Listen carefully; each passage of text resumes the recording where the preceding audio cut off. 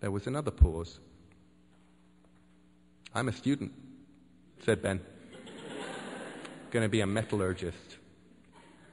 Somehow he'd managed to finish the whole of his first pint of Shoggoth's Old Peculiar, which was, he realized, pleasantly shocked, his first alcoholic beverage. What do you guys do?" "We," said Wolf, "are acolytes." "Of Great Cthulhu," said Seth proudly. "Yeah?" said Ben, "and what exactly does that involve?" My shout," said Wolf. "Hang on." Wolf went over to the barmaid and came back with 3 more pints. "Well," he said, "what it involves is, technically speaking, not a lot right now. The acolyting is not really what you might call laborious employment in the middle of its busy season. That is, of course, because of his being asleep. Well, not exactly asleep, more like, if you want to put a finer point on it, dead. In his house at Sunken Relier, dead Cthulhu lies dreaming," interjected Seth. "Or, as the poet has it, that is not dead what can eternal lie. But in strange eons," chanted Wilf, and by strange he means bloody peculiar. "Exactly. We are not talking your normal eons here at all.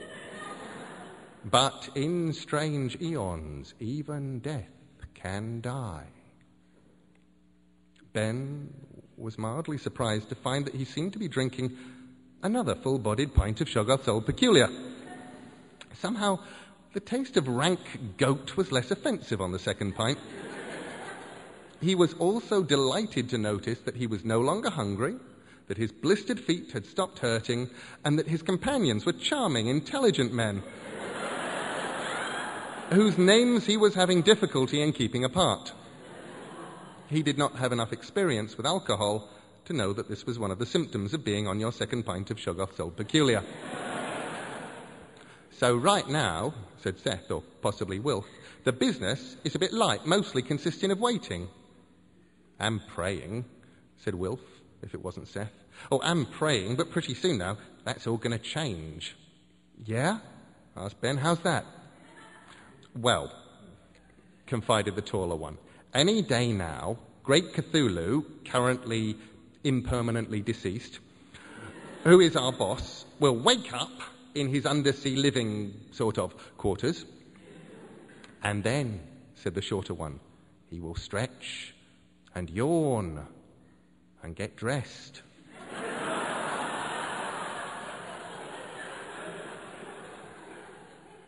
"Probably go to the toilet, I wouldn't be at all surprised.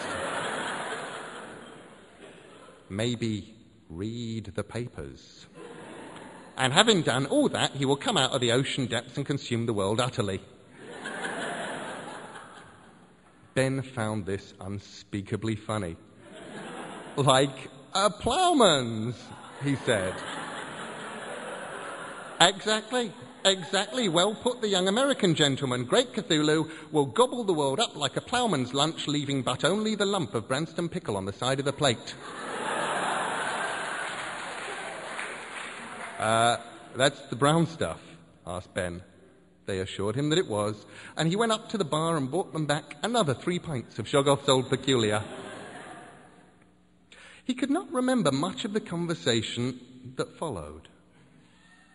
He remembered finishing his pint and his new friends inviting him on a walking tour of the village, pointing out the various sights to him. Well, that's where we rent our videos, and that big building next door is the nameless temple of unspeakable gods, and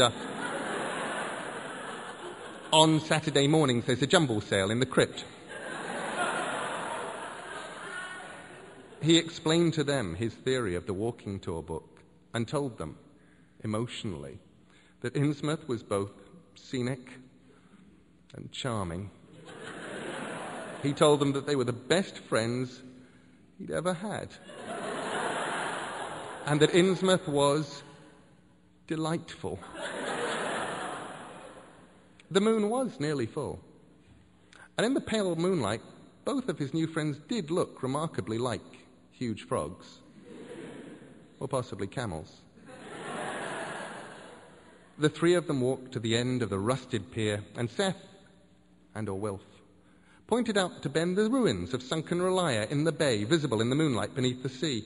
And Ben was overcome by what he kept explaining was a sudden and unforeseen attack of seasickness, and was violently and unendingly sick over the metal railings into the black sea below. After that, it all got a bit odd. Ben Lassiter awoke on the cold hillside, with his head pounding and a bad taste in his mouth. His head was resting on his backpack. There was rocky moorland on each side of him, and no sign of a road, and no sign of any village, scenic, charming, delightful, or even picturesque. He stumbled and limped almost a mile to the nearest road, and walked along it until he reached a petrol station. They told him that there was no village anywhere locally named Innsmouth. No village with a pub called the Book of Dead Names. He told them about two men named Wilf and Seth and a friend of theirs called Strange Ian, who was fast asleep somewhere, if he wasn't dead, under the sea. And they told him that they didn't think much of American hippies who wandered around the countryside taking drugs. And that he'd probably feel better after a nice cup of tea and a tuna and cucumber sandwich. But that if he was dead set on wandering the country taking drugs, young Ernie, who worked the afternoon shift, would be all too happy to sell him a nice little bag of homegrown cannabis, if he could come back after lunch. Ben pulled out his A Walking Tour of the British Coastline book and tried to find Innsmouth in it to prove to them that he had not dreamed it. But he was unable to locate the page it had been on, if ever it had been there at all. Most of one page, however, had been ripped out, roughly, about halfway through the book. And then Ben telephoned a taxi, which took him to Bootle railway station, where he caught a train, which took him to Manchester, where he got on an aeroplane, which took him to Chicago, where he changed planes and flew to Dallas, where he got another plane going north, and he rented a car and went home. He found the knowledge that he was over 600 miles away from the ocean very comforting. Although later in life, he moved to Nebraska to increase the distance from the sea. There were things he'd seen, or thought he'd seen, beneath the old pier that night that he'd never be able to get out of his head. There were things that lurked beneath grey raincoats that man was not meant to know. Squamous. He didn't need to look it up, he knew. They were squamous. A couple of weeks after his return home, Ben posted his annotated copy of A Walking Tour of the British Coastline to the author, care of her publisher, with an extensive letter containing a number of helpful suggestions for future editions.